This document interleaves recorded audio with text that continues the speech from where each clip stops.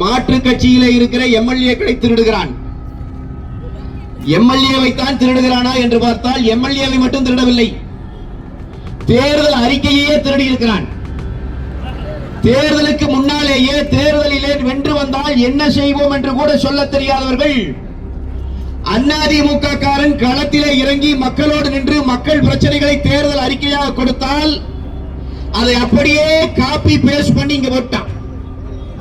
எங்கேயுமே தண்ணியை இல்ல நிறுத்தி போட்டான். அட இந்த தண்ணிய போராடி வாங்கி கொடுங்க விஜய், முதலமைச்சர் விஜய் போராடி வாங்கி கொடுங்கன்னு கேட்டா ஜனநாயகன் பாருங்கிறான். கல்யாண சுந்தரம் ரெட்டலைக்காக நிக்கிற வரைக்கும், கழகத்துக்காக நிக்கிற வரைக்கும் அதற்காக கொடுக்கப்பட்ட மரியாதை. அட போனதுதான் போனேன், காருக்கு காவலனாகவா போய் சேரணும். ஏற்கனவே திமுகவுக்கு 9 மினிஸ்டர் நம்ம தான் கொடுத்தோம், 9 மினிஸ்டர் நம்ம தான். நம்ம அது எல்லாம் சேர்த்து 13. 50 வருஷமா காவிரி தீக்காம பிரச்சனை தீக்காம என்ன பண்ணீங்க? அவனுக்கு என்ன நடந்துச்சுன்னே தெரியாது. அட போன வருஷம் ஏண்டா தண்ணி வந்துச்சு, இந்த வருஷம் ஏண்டா வள்ளின்னு கேட்கிறோம். 50 வருஷமா என்ன பண்ணோன்னு கேட்டவனுக்கு 2 செய்தியை மட்டும் நாம் சொல்லுகிறோம். எங்கள் முதலமைச்சரே சாகும் வரை உண்ணாவிரதத்திலே இருந்து எங்கள் புரட்சி தலைவி அம்மா அவர்கள் மீட்டுக் கொடுத்த உரிமையடா இந்த உரிமை. புரட்சி தமிழர் எடப்பாடியார் ஆட்சி காலத்திலே சட்ட போராட்டம் நடத்தி வென்றெடுத்த உரிமைடா இந்த உரிமை. நாடாளுமன்றத்திலே எங்களுடைய 37 நாடாளுமன்ற உறுப்பினர்கள் நாடாளுமன்றத்தை முடக்கி பெற்ற உரிமையடா இந்த உரிமை. தமிழ்நாடு முழுக்க அண்ணா திராவிட முன்னேற்ற கழகத்தினுடைய தொண்டர்கள் இன்னும் தாங்கள் உயர்த்திய விரலை இறக்கி பிடிக்கவில்லை. புரட்சி தலைவர் புரட்சி தலைவி அம்மாவின் பாதையை மறக்கவில்லை. புரட்சி தமிழரின் பாதையிலே இன்றைக்கு அவர்கள் ஒன்றிணைய தயங்கவில்லை. கழகம் உயிர்ப்போடு இருக்கிறது. அதிமுக என்ன பண்ணுச்சுன்னு கேட்கிறவனுக்கு 7.5 விழுக்காடு உள்ளிட ஒதுக்கீடு கொண்டு வந்து ஆயிரக்கணக்கான குடிசை வீட்டிலே இருந்து வந்த பிள்ளைகளை MBBS டாக்டர் ஆக்கி பார்த்தது நாங்க. எங்க அண்ணன் எடப்பாடியார், எங்க புரட்சி தலைவி அம்மா.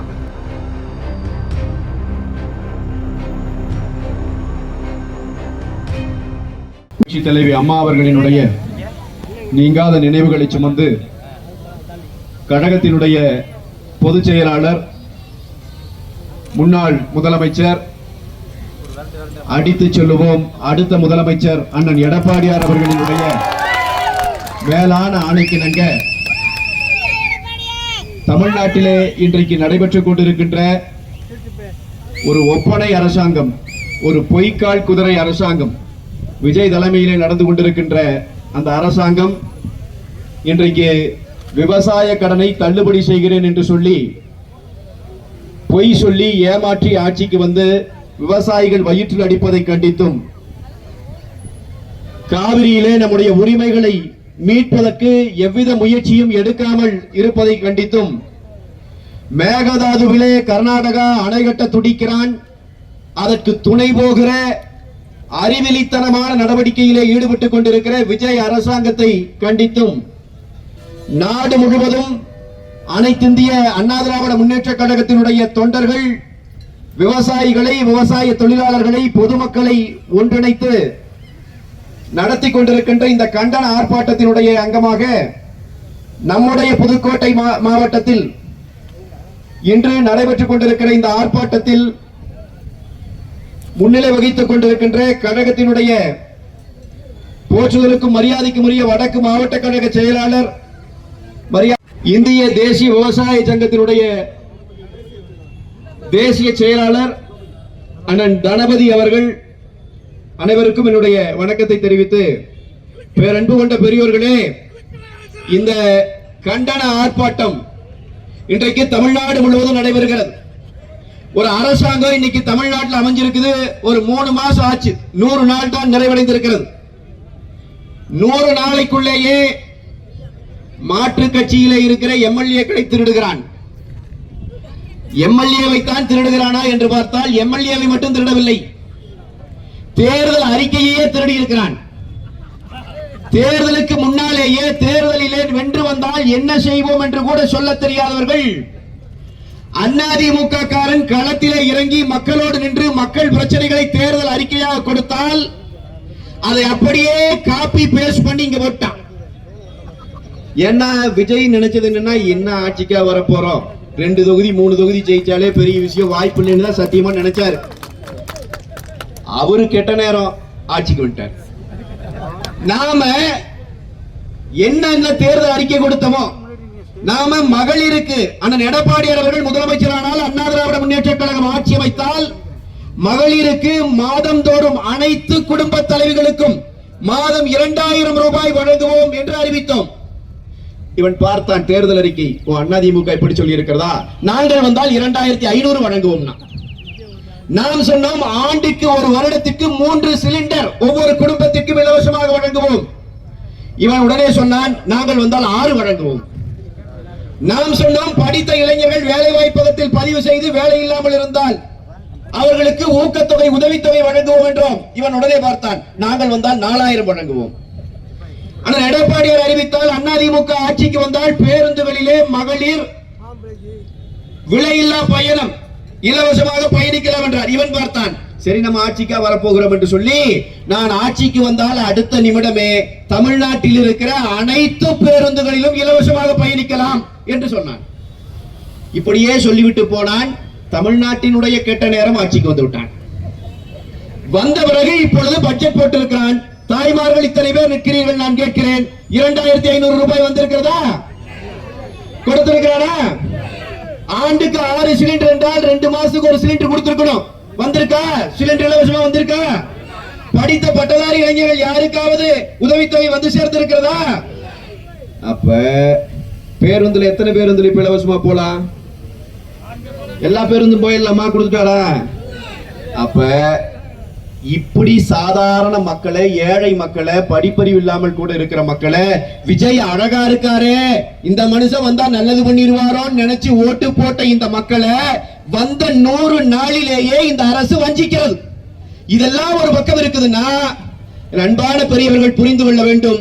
நாங்கள் ஆட்சிக்கு வந்தால், விஜய் சொன்னார், அவர் தேர்தலுக்கு முன்னால் சொன்னார், ஆட்சிக்கு வந்தால் 5 ஏக்கர் நிலத்திற்கும் குறைவாக நிலம் வைத்திருக்கிற விவசாயிகள் கூட்டுறவு வங்கியிலே வாங்கி இருக்கிற கடன் முழுமையாக ரத்து செய்யப்படும் என்று அறிவித்தார். எப்படி? 5 ஏக்கருக்கு குறைவா விவசாயி வச்சிருந்தா கூட்டுறவு வங்கியில வாங்கிக்கிற கடன் முழுமையா தள்ளுபடினார். 5 ஏக்கருக்கு மேல இருந்தா என்ன சார்னு கேட்டோம். அவங்க வாங்கி இருக்கிற கடன் பாதி கடனை தள்ளுபடி பண்ணிடுவோம். இத சொன்னது மட்டுமில்ல, அச்சடிச்சு கொடுத்துட்டான், எல்லார் கையிலையும் கொடுத்துட்டாங்க. நம்ம மக்களும் பார்த்துட்டு அழகா வேற இருக்கிறார், நல்லா வேற டான்ஸ் ஆடுறார், உண்மையைத்தான் சொல்லுவாரோ என்று கருதி வாக்கை போட்டு விட்டார்கள், வந்து உட்கார்ந்து விட்டார். இப்பொழுது பார்க்கிறோம் அந்த விவசாயிகள் வாங்கி இருக்கிற கடனை 75,000 ரூபாய்க்குள்ள வாங்கி இருந்தா கடன் தள்ளுபடிங்கிறான். சொல்லும் போது என்ன சொன்னேன்? 5 ஏக்கர் நிலம் வச்சிருக்கிறவங்க எவ்வளவு கடன் வாங்கி இருந்தாலும் தள்ளுபடின்னு. இப்ப 75,000 ரூபாய்க்குள்ள இருந்தா கடன் தள்ளுபடி, 75,000 ரூபாய்க்கு மேல போனா பாதி கடன் தள்ளுபடிங்கிறான். பச்சையான துரோகமா இல்லையா? பச்சையாக மக்களை, விவசாயிகளை, விவசாய தொழிலாளர்களை ஏமாற்றுகிற வேலையா இல்லையா?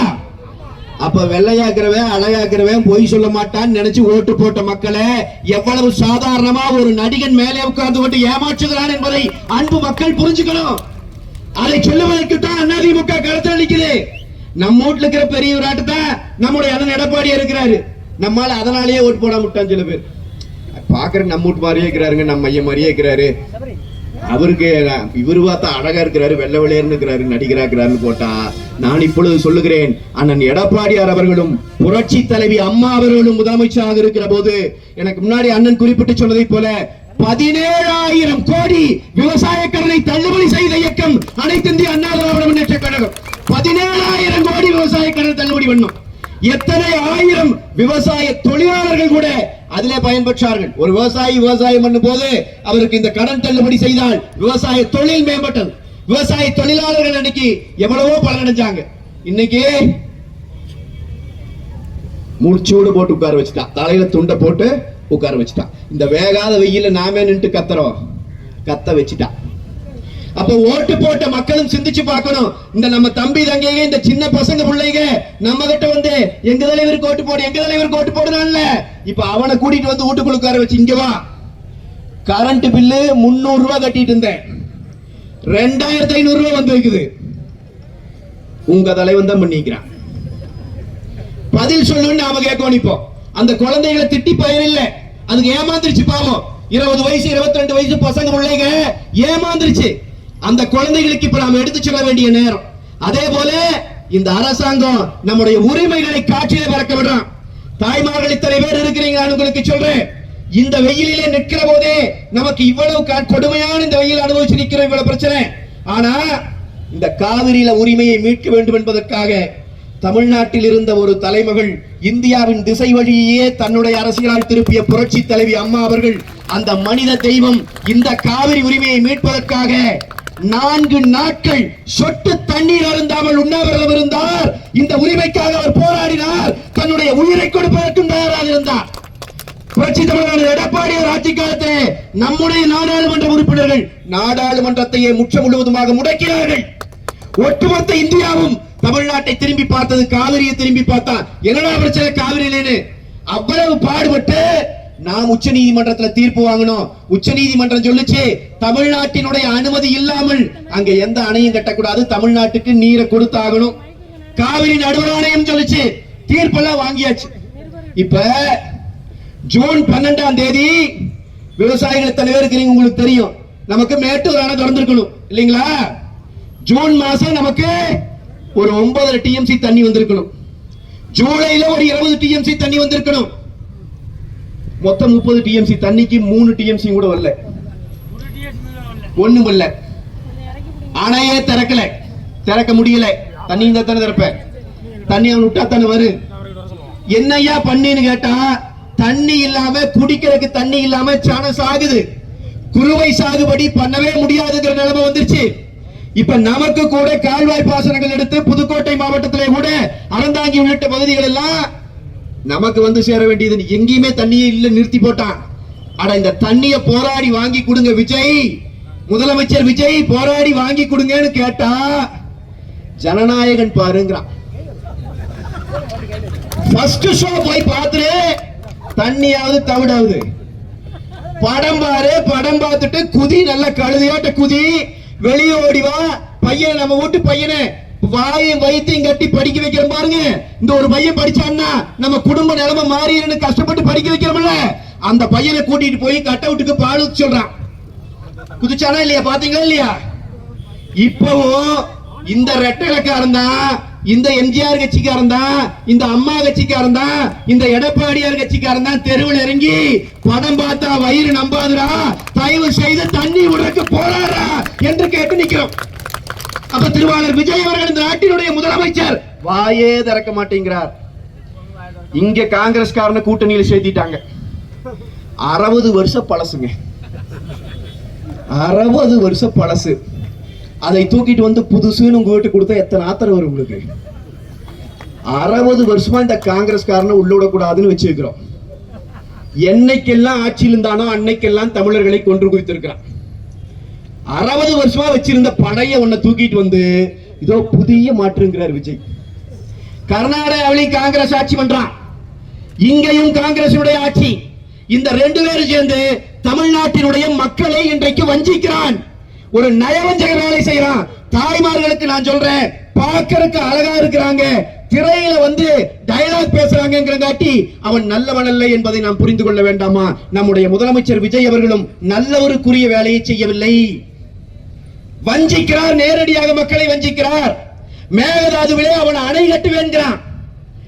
அணை கட்டுனா சுடுகாடு ஆயிரும், எழுதி வச்சுக்கோங்க.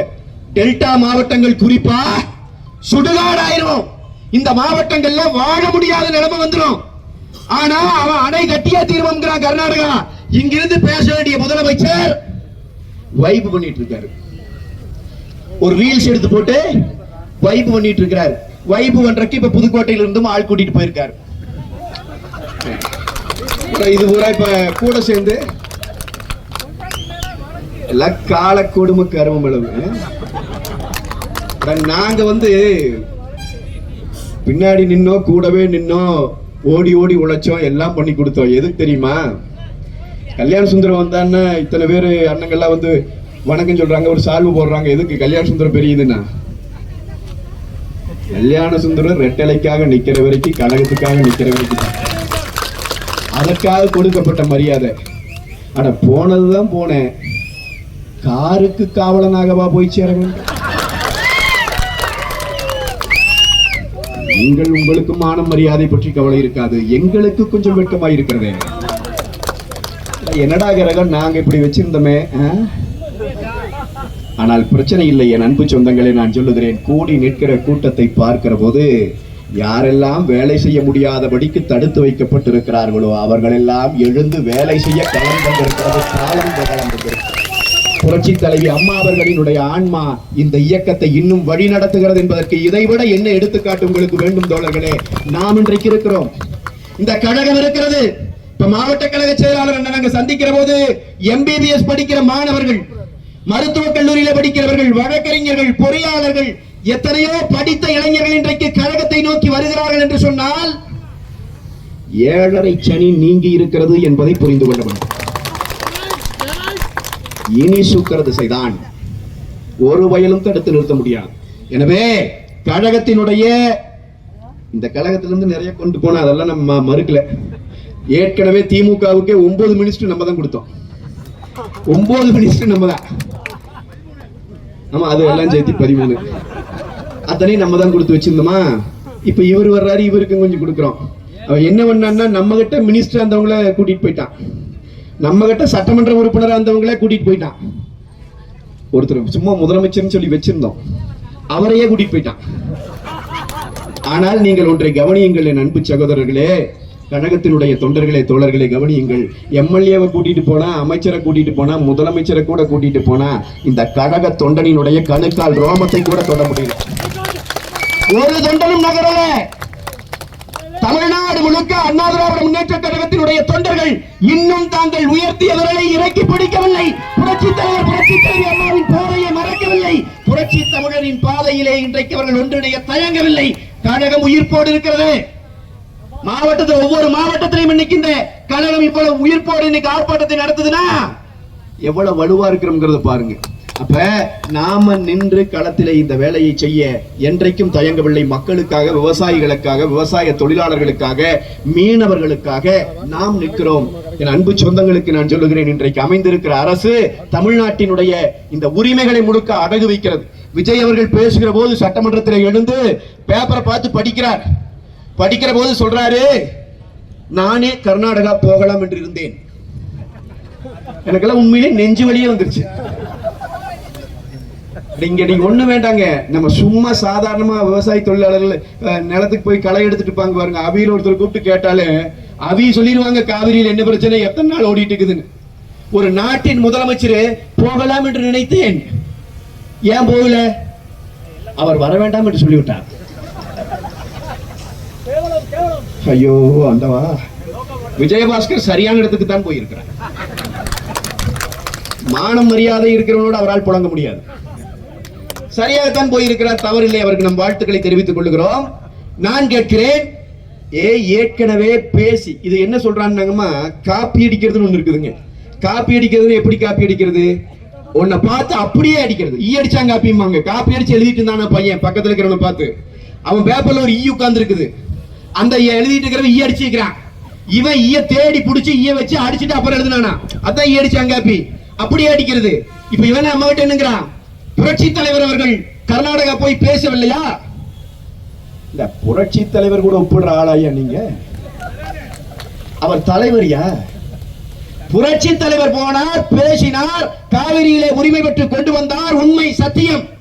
ஆனால் அதற்கு பிறகு பிரச்சனையாகி எத்தனையோ பிரச்சனைகள் நடந்து பங்காரப்பா முதலமைச்சராக இருக்கிற போது தமிழர்கள் அடித்து விரட்டப்பட்டு எல்லா பிரச்சனையும் வந்து அம்மா உண்ணாவிரதம் இருந்து நாம் நாடாளுமன்றத்தையே புறக்கணித்து நடுவர் மன்றம் அமைச்சு இன்னைக்கு தீர்ப்பு கொடுத்தாச்சு. தாய்மார்க்கு தலைவர் இருக்கிறீங்க, ரொம்ப சாதாரணமா புரியுற மாதிரி சொல்றேன். உங்களுக்கும் எனக்கும் ஒரு பஞ்சாயத்து இடத்தகராறு. நாம 2 பேர் பேசி தீர்த்துட்டு இருந்தோம். ஒரு கட்டத்தில் பேச முடியல, கோர்ட்டுக்கு போயிட்டோம். கோர்ட்டுக்கு போய் கோர்ட் விசாரிச்சுட்டு கோர்ட் சொல்லிருச்சு, சார் நீங்க சொல்றதான் சரின்றுச்சு, என்னைய உங்களுக்கு தான் ஆதரவா தீர்ப்புன்றுச்சு. இப்ப வந்தாச்சு. நம்ம வந்த பிறகு நீங்க என்னை கூப்பிடுறீங்க, வா பேசி தீர்த்துக்கலாம். போவீங்களா? போனா நான் பைத்தியக்காரன் இல்லையா? போன நானே பைத்தியக்காரன்னா போக துடிக்கிற முதலமைச்சரை நாம் என்னவென்று சொல்வது? முடிந்து விட்டது. ஏற்கனவே தீர்ப்பு இருக்கிறது. தீர்ப்பை அமல்படுத்த வேண்டிய இடத்திலே இருக்கிறவர்கள் இந்த வேலையை செய்யாமல் இன்றைக்கு தள்ளி போடுகிறார்கள். சட்டமன்றம் எனக்கு முன்னால் அண்ணன் சொன்னதை போல கூத்தடிக்கிற இடமா மாறி கிடக்குது. ஒருத்தர் இருந்துச்சு உங்க மாமனாருக்கு கேளுங்கிறாரு, ஒருத்தர் இருந்துச்சு உங்க அப்பாவுக்கு கேளுங்கிறாரு. இடையில நம்முடைய பொதுச் செயலாளர் மட்டும்தான், அண்ணன் புரட்சி தமிழர் எடப்பாடியார் மட்டும்தான் எழுந்து ஏய் காவிரி உரிமையை உச்ச நீதிமன்றத்தில் கேளியா, விவசாய சங்கங்களை விவசாய தொழிலாளர் சங்கங்களை கூப்பிட்டு கருத்து கேளியா, அனைத்து கட்சி கூட்டத்தை கூட்டியான்னு சட்டமன்றத்தில் நம்ம தான் பேசிட்டு இருக்கோம். மக்கள் பிரச்சனை இன்னைக்கும் ரெட்டை தான் பேசிட்டு இருக்குது. புரட்சி தமிழர் எடப்பாடியார் தான் பேசிட்டு இருக்கார். இவன் பூரா கூத்தடிச்சிட்டு இருக்கிறான். என்னன்னே தெரியாம ஏதோ ஒரு கிரகத்தை பேசிட்டு சட்டமன்றத்தை பார்த்தா ஏண்டா கிரகம் அளவு இந்த நாட்டுல பொருந்துங்கிற அளவுக்கு இன்னைக்கு நிலைமை. பார்க்காதீங்க, இதயம் பலகீனமானவர்கள், கர்ப்பிணி பெண்கள், இவங்க எல்லாம் பார்க்காதீங்க சட்டமன்றத்தை. அவ்வளவு மோசமா இருக்குது. அமைச்சருக்கு ஒன்னும் ஒரு அளவும் தெரிய மாட்டேங்குது. எனவே இந்த நிலையெல்லாம் மாற வேண்டும். அதை இந்த அரசுக்கு நாம் இன்றைக்கு இடுகிற முழக்கம், இந்த அரசினுடைய செவிப்பறைகளை கிழிக்க வேண்டும். மக்களினுடைய உண்மையான உணர்வு என்ன என்பதை குழு அறைகளிலே உட்கார்ந்து கொண்டு, ஏசி அறைகளிலே உட்கார்ந்து கொண்டு, ஜிகினா துறைகளிலே நடித்ததன் மூலமாகவே நாட்டை ஆண்டுவிட முடியும் என்று நினைக்கிற திருவாளர் விஜய் அவர்களுக்கு புரிய வேண்டும். மக்களின் குரல் வேறாக இருக்கிறது. வேகாத வெயில்ல நின்று செத்து போயிருவோம்டா, காப்பாத்துங்கடான்னு எங்கள் மக்கள் இன்றைக்கு கையேந்துகிற நிலையிலே நாங்கள் கரங்களை உயர்த்தி முழக்கங்களை கொடுக்கிறோம். விஜய் அவர்களே, கட்டாயமா இந்த மக்களின் முழக்கங்களை நீங்க கேட்கணும். இந்த வேலையை நீங்க செய்யணும். உச்ச நீதிமன்றத்தை நாடி உரிமைகளை பெறணும். மேகதாது அணை கட்டுவதை தடுத்து நிறுத்தணும். நீங்க வாக்குறுதி கொடுத்தபடி விவசாய கடனை முழுமையாக ரத்து செய்ய வேண்டும். இதெல்லாம் நம்முடைய கோரிக்கைகள். இன்றைக்கு அந்த கோரிக்கைகளை வைத்து இந்த ஆர்ப்பாட்டம் நடைபெறுகிறது. என் அன்பு சொந்தங்களுக்கு நான் சொல்லுவேன், அநேகமா இந்த ஆட்சி எதிர்த்து நாம நாடு தழுவிய முதல் ஆர்ப்பாட்டத்தை நடத்துறோம். ரொம்ப நாள் இந்த ஆட்சி தாங்காது. நீங்க எழுதி வச்சுக்கோங்க, உண்மை தாங்காது. ஏன் தாங்காது? பூரா குதிரை பேர ஆட்சி தொங்குது. மக்கள் வாக்களிச்சு பாடுபட்டு மக்களிடம் போய் என்னென்னமோ கோரிக்கை வச்சு ரெட்டலையை காட்டி, அம்மாவை காட்டி, புரட்சி தலைவரை காட்டி ஓட்டு வாங்கினவங்க பூரா ரிசைன் பண்ணிட்டு ஓடிட்டு இருக்கிறாங்க. கொஞ்சம் கூட மக்களுக்கு நன்றி உணர்ச்சி இல்லாதவர்களாக மாறி போயிருக்கிறார்கள். இவன் பூரா கூட்டிட்டு போனா இப்ப குதிரை பேர ஆட்சி இங்க நடந்து கொண்டிருக்கிறது. இந்த ஆட்சி கட்டாயம் மிக விரைவிலே தாக்கு பிடிக்க முடியாது. சட்டத்திற்கு விரோதமான ஆட்சி. இன்னைக்கு தமிழ்நாடு உண்மையிலேயே நாசமாயிட்டு இருக்குது. எத்தனை தாய்மார்கள் சொன்னாங்க இவங்க ஆட்சிக்கு வரக்கு முன்னாடி, வந்தா சாராய கடை பூரா மூடிடுவாங்க, சாராயம் குடிச்சு இப்படி ஆயிடுச்சு சொன்னாங்களா இல்லையா? நீங்க மூடிக்கிற வந்தோன்னு சொன்னார் 700 சாராய கடை மூடுறோம்னு. மூடின கடை பட்டியல் கேட்டுக்கிற 3 மாசமா கேட்கற தர மாட்டீங்க. மூடிட்டான்னு எங்கெல்லாம் மூடுனானா அங்கெல்லாம் FL2 திறந்து வச்சிருக்கிறான். இப்ப இனிமேல் கடைக்கு போய் வாங்க வேண்டாம், ஆன்லைன் பர்ச்சேஸ் பண்ணிக்கலாம் சாராயத்தை. எப்படி புரட்சிகரமான திட்டம், தளபதி கொடுத்திருக்கிற திட்டம். ஆன்லைன் பர்ச்சேஸ், சாராயம் வாங்கி குடி. 18 வயசு 15 வயசு பையன் இருந்தாலும் குடி. பச்சை ஏமாற்று வேலை இல்லையா? பச்சையாக இந்த மக்களை கூறு போடுகிற வேலை இல்லையா? இந்த நாட்டினுடைய உரிமைகளை காவு கொடுக்கிற வேலை இல்லையா? என் அன்பு மக்கள் சிந்திச்சு பார்க்கணும். இதுல ஏதாவது கேட்டோம்னா, திமுக காரதான் கேட்டா முதலமைச்சர் இருந்துச்சு பேப்பர் படிச்சா தெரியுங்கிறாரு. இப்ப நாமெல்லாம் அதை பார்த்தே இல்ல. நாம பேப்பர் எங்க பார்த்து ஆறு பார்த்தோம் பேப்பர் பாவம். முதலமைச்சர் தினமும் பேப்பர் படிச்சு தான் வளர்ந்திருக்காரு. 30 வருஷம் 40 வருஷமா கட்டாய பேப்பர் படிக்கிறாரு. யாருக்கு யார் அறிவுரை சொல்றது? புதுக்கோட்டையில சாதாரண ஒரு நகரத்துக்குள்ள, ஒரு கிராமத்துக்குள்ள காலையில டீ கடையில் உட்கார்ந்து டீ குடிச்சிட்டு இருக்கிற பெரியவர் கூட வந்து பேசினா அவருக்கு தெரிகிற அரசியல் அரை விழுக்காடு கூட விஜய்க்கு அரசியல் தெரியாது. இதுதான் சத்தியம். தமிழ்நாட்டின் அரசியல் அறிவு அவ்வளவு. இன்னைக்கு சின்ன பசங்க பிள்ளைகளை வச்சு ஏமாத்தி போட்டான். அதனால இந்த அரசாங்கம் மண்ணோடு மண்ணாக ஒழிந்து போகும். இது மக்களுக்கு எதிரான அரசாங்கம், இது நீதிக்கு எதிரான அரசாங்கம், இது இந்திய சட்டத்திற்கு எதிரான அரசாங்கம். நான் சொல்லுகிறேன், இந்த பசங்க நம்மளை பார்த்து கேட்கிற அதை மட்டும் நான் உங்களுக்கு சொல்லிட்டு நிறைவு செய்வேன் என்னுடைய உரையை. இந்த பசங்க நம்மளை பார்த்து 50 வருஷமா காவிரி தீக்காம பிரச்சனை தீக்காம என்ன பண்ணீங்கிறான். அவனுக்கு என்ன நடந்துச்சுன்னே தெரியாது. அட போன வருஷம் ஏண்டா தண்ணி வந்துச்சு, இந்த வருஷம் ஏண்டா வள்ளின்னு கேட்கிறோம். 50 வருஷமா என்ன பண்ணோன்னு கேட்டவனுக்கு 2 செய்தியை மட்டும் நாம் சொல்லுகிறோம். எங்கள் முதலமைச்சரே சாகும் வரை உண்ணாவிரதத்திலே இருந்து எங்கள் புரட்சி தலைவி அம்மா அவர்கள் மீட்டுக் கொடுத்த உரிமையடா இந்த உரிமை. புரட்சி தமிழர் எடப்பாடியார் ஆட்சி காலத்திலே சட்ட போராட்டம் நடத்தி வென்றெடுத்த உரிமையடா இந்த உரிமை. நாடாளுமன்றத்திலே எங்களுடைய 37 நாடாளுமன்ற உறுப்பினர்கள் நாடாளுமன்றத்தை முடக்கி பெற்ற உரிமையடா இந்த உரிமை. நாங்க தாண்டா போராடணும், அதிமுக காரன் தாண்டா போராடணும். அதிமுக என்ன செஞ்சது? 17,000 கோடி விவசாய கடனை தள்ளுபடி செஞ்சது. அதிமுக என்ன செஞ்சது? அண்ணன் எடப்பாடியார் ஆட்சி காலத்திலே மட்டும் 33 கூட்டு குடிநீர் திட்டங்களை தமிழ்நாட்டிலே கொடுத்தார். அதிமுக என்ன செய்தது? அதிமுக தான் எடப்பாடியார் ஆட்சி காலத்திலே மட்டும் இந்திய வரலாற்றில் எந்த முதலமைச்சரும் செய்யாத சாதனையாக ஒரே ஆட்சி காலத்தில் 11 மெடிக்கல் காலேஜ் தமிழ்நாட்டுக்கு கொண்டு வந்துச்சு. 68 ஆர்ட்ஸ் அண்ட் சயின்ஸ் காலேஜ் கொண்டு வந்துச்சு அதிமுக தான். நாம தான் கொண்டு வந்தோம். 7 லா காலேஜ் கொண்டு வந்த, 5 வேளாண் கல்லூரி கொண்டு வந்த, 4 கால்நடை வளர்ப்பு கல்லூரி கொண்டு வந்த, அத்தனை நம்ம ஆட்சி காலம். அதிமுக என்ன பண்ணுச்சுன்னு கேட்கிறவனுக்கு 7.5 விழுக்காடு உள்இட ஒதுக்கீடு கொண்டு வந்து ஆயிரக்கணக்கான குடிசை வீட்டிலே இருந்து வந்த பிள்ளைகளை எம்பிபிஎஸ் டாக்டர் ஆக்கி பார்த்தது நாங்க. எங்க அண்ணன் எடப்பாடியார், எங்க புரட்சி தலைவி அம்மா. அப்ப நாம தான் இத்தனையும் செஞ்சிருக்கிறோம். இவன் நம்மளை பார்த்து கேட்கிறான். நான் எனக்கே வருத்தமுக்கு இப்ப நானே ஒரு சொல்லியிருந்தேன். அண்ணன் 11 மெடிக்கல் காலேஜ் கட்டினதுக்கு பதிலா ஒரு 100 சினிமா தியேட்டர் கட்டியிருந்தாருன்னா நிரந்தர முதலமைச்சர் வந்திருக்கலாம் இல்லைங்களா? ஆனால் அதற்காக அந்த ஈனத்தனத்தை நாம் செய்ய முடியுமா? வெற்றியோ தோல்வியோ, மக்களுக்கு எது தேவையோ அதை தேடி தேடி செய்த இயக்கத்தினுடைய பிள்ளைகளே, நாம் எந்த இடத்திலும் சோர்வடைய வேண்டியதில்லை. இளைஞர் கூட்டம் அண்ணா திராவிட முன்னேற்ற கழகத்திலே வலுவாக இருக்கிறது, இன்னும் வந்து கொண்டே இருக்கிறது. அனுபவம் மிக்க எங்களுடைய முன்னோர்கள் எங்களை சரியாக வழி நடத்துகிறார்கள். கழகம் ரொம்ப வலுவா இருக்கு, நம்ம கூட்டணியும் வலுவா இருக்கு. நாளைக்கு காலையில தேர்தல் வந்தாலும் விராலி மலையில போட்டு பார்த்துக்கலாம், என்னத்த போயா இருக்கு. நாம தான் விழுது. ஓடி போனவர்களுக்கு வாக்களிக்கிற மனநிலையிலே மக்கள் இல்லை. இன்னொன்னு, அந்த தேர்தலை பருவேசே பார்த்துக்குவாரு. ஏன்னா அவருக்கு தெரியும்ல, அண்ணன்ல இத்தனை வருஷம் கழகத்தில் இருக்கிறவங்க, மாவட்ட செயலாளர்கள், நம்ம முன்னாள் அமைச்சர்கள் எல்லாம் தோளோடு தோல் போட்டு கை போட்டு அப்படிங்கன்னா இப்படிங்கன்னா கொலவிட்டு இருந்தவங்களுக்கே இந்த நிலைமை பண்ணி விட்டு போய்க்கிறான்னா, அப்புறம் பருவேசுங்க அப்பா ஞாபகம் பருவேசுக்கு வரும்ல. அதனால நீங்க ஒண்ணும் கவலைப்பட வேண்டியதில்லை. இது தானா கொள்ளிக்கடை எடுத்து தனக்கே சொரிஞ்சுக்கிட்ட கேஸ். நம்ம ஒண்ணும் கவலைப்பட வேண்டியதில்லை. எவனெல்லாம் இந்த மண்ணை வஞ்சித்தானோ, இந்த மக்களை வஞ்சித்தானோ, புரட்சி தலைவருக்காக தன்னை இழந்து எவனெல்லாம் கழகப்பணி ஆற்றினார்களோ, யாரெல்லாம் அந்த கரைவேட்டி கட்டுவதை பெருமையாக நினைத்தார்களோ, யாரெல்லாம் அந்த கொடிச்சேலையை கட்டுவதை பெருமையாக நினைத்தார்களோ, அந்த தொண்டர்களை ஏமாற்றி போயிருக்கிற இந்த துரோகிகள் கூண்டோடு அழிந்து போவார்கள். நான் சொல்லுகிறேன், எழுதி வைத்துக் கொள்ளுங்கள். நாம் இந்த கண்டன முழக்கத்தை எழுப்புவோம். தமிழ்நாடு சட்டமன்றத்தில் முதலமைச்சரின் செவிப்பறைகளில் இது விழட்டும். புதிய மாற்றம் வரட்டும், விவசாயிகள் காப்பாற்றப்படட்டும். அதற்காக கழகம் நிற்கிறது என்கிற உறுதியோடு நீங்களும் களத்திலே நில்லுங்கள். உறுதியா வெற்றி பெறுவோம். டிவியில் உட்காந்து சாயந்தரம் ஏதோ பேசிட்டு இருப்பா, நானும் தான். நம்பிடாதீங்க. அதிமுக இருக்காமா, அதிமுக இருக்கான்னு இங்க வந்து பாருன்னு சொல்லுங்க.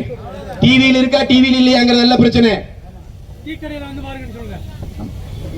அதெல்லாம் பிரச்சனை. களத்துல இருக்கிறது யாருங்கிறத பார்க்கணும். களத்துல அதிமுக வலுவாக நிற்கிறது. திமுக கதவை திறந்து விட்டா திரும்பி பார்த்தா கூட்டணி கட்சி ஒருத்தனையும் காணும், ஒரு ஆளை கூட காணும். நமக்கு அந்த நிலைமை இல்ல. நாம் வலுவோம் இன்றைக்கு இருக்கிறோம். நாம் களத்திலே திட்டங்களை நிறைவேற்றி இருக்கிறோம். இங்கே கூட காவிரி வைகை குண்டாறு திட்டத்திற்கு நாம் தான் முன்னெடுப்பை செய்தோம். புரட்சி தமிழர் எடப்பாடியார் ஆட்சியில் திட்டம் வந்துச்சுன்னா புதுக்கோட்டை எவ்வளவு பலனடையும் என்பதை அன்பான மக்கள் யோசிச்சு பார்க்கணும். அப்ப இத்தனையும் நாம் தான் செஞ்சோம். நடந்தாய் வாழி காவிரி நாம தான் கொண்டு வந்தோம், எல்லாம் பண்ணோம்.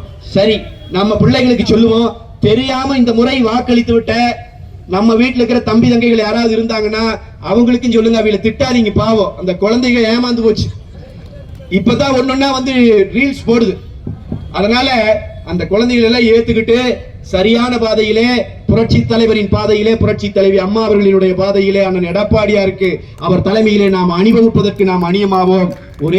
ஒரு வரியோடு முடிக்கிறேன். புரட்சி தலைவர் நமக்கு சொல்லிவிட்டு போயிருக்கிறார், தொண்டர்களே தோழர்களே, நெஞ்சுறுதியோடு இருங்கள். இதய தெய்வம் நமது அண்ணா தோன்றினார், இதய தெய்வம் நமது அண்ணா தோன்றினார். அவர் என்றும் வாழும் கொள்கை தீபம் ஏற்றினார். அந்த ஒளி காணலாம், சொன்ன வழி போகலாம், நாளை வரலாறு நமக்காக உருவாகலாம். அண்ணா திராவிட முன்னேற்ற கழகத்தின் தொண்டர்களே, நான் சொல்லுகிறேன், ஒவ்வொரு கழக தொண்டனுக்கும் கழகம் வெற்றி வாய்ப்பை இழந்த போது விட்டு விட்டு ஓடி போன கோழை அல்ல நான். என் கழகம் வெற்றி பெற களத்திலே போராடி என்கிற வரலாறு உருவாகும். நம்பிக்கையோடு களம் அமைப்போம். இந்த கண்டன முழக்கங்களை எழுப்பி இந்த அரசுக்கு நம்முடைய தீராத வழியாக தொடர்கிற பிரச்சனையை இந்த அரசின் பார்வைக்கு கொண்டு செல்வோம் என்று சொல்லி இந்த கண்டன உரையை நிறைவு செய்கிறேன். வணக்கம். கண்டன ஆர்ப்பாட்ட கோஷங்கள்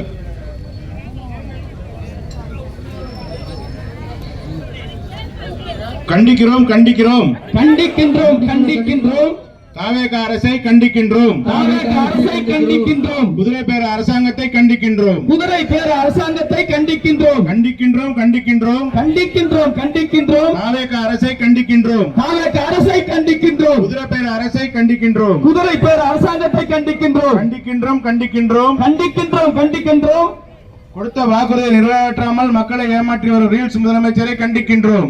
கொடுத்த வாக்குறுதிகளை நிறைவேற்றாமல் ரீல்ஸ் முதலமைச்சரின் பொய்க்கால் குதிரை அரசை கண்டிக்கின்றோம். பொய்க்கால் குதிரை அரசை கண்டிக்கின்றோம். கண்டிக்கின்றோம் அண்ணா, கொஞ்சம் எல்லாரும் உரத்த குரல்ல ரத்து செய் ரத்து செய் ரத்து செய் ரத்து செய் ரத்து செய் ரத்து செய் ரத்து செய் ரத்து செய் விவசாய கடனை ரத்து செய் விவசாய கடனை ரத்து செய் விவசாய கடனை ரத்து செய் விவசாய கடனை ரத்து செய் கூட்டுறவு வங்கிகளில் கூட்டுறவு வங்கிகளில் கூட்டுறவு வங்கிகளில் கூட்டுறவு வங்கிகளில் விவசாயிகள் பெற்ற மொத்த கடனையும் ரத்து செய் மொத்த கடனையும் ரத்து செய் மொத்த கடனையும் ரத்து செய் மொத்த கடனையும் ரத்து செய். என்னாச்சு என்னாச்சு என்னாச்சு என்னாச்சு என்னாச்சு என்னாச்சு என்னாச்சு என்னாச்சு 5 ஏக்கருக்கு குறைவாக 5 ஏக்கருக்கு குறைவாக நில வைத்திருக்கும் விவசாயிகள் நில வைத்திருக்கும் விவசாயிகள் வாங்கிய கடனை ரத்து செய்யப்படும் வாங்கிய கடனை ரத்து செய்யப்படும் என்ற தேர்தல் வாக்குறுதிகள் என்னாச்சு?